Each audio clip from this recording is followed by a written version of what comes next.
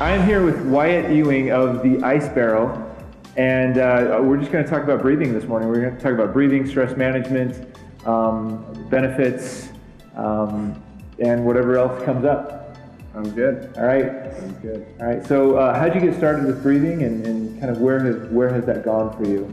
Yeah. So I started breathing when I was about a year and a half ago now, and actually the story is I went to this gym and this guy looked at me that I had no idea who he was, and he said, "Dude, you look pretty rough." I was like, "Well, thank you. It's nice to meet you too." And he said, "You look incredibly stressed out and your breathing pattern is backwards. So when you breathe in, your stomach distends, and when you breathe out, it goes inward." Mine was reversed.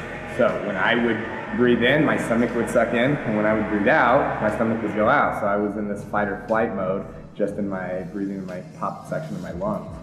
And I would sleep that way, I would wake up that way, constantly breathing that way.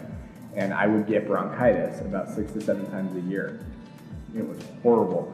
And he taught me just one breathing technique to focus on in regard to diaphragm breathing. And I started doing it consistently.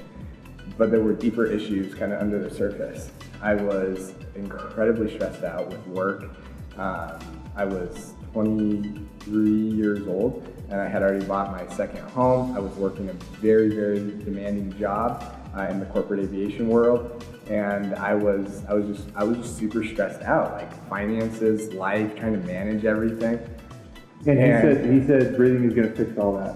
Well, he just said breathing is going to recondition your mind to handle things better. So I just started breathing, and because of the oxygen, it's going to recondition your mind? Correct, because of how it's going to put you back into the parasympathetic nervous system, which is the rest and repair mode of the body.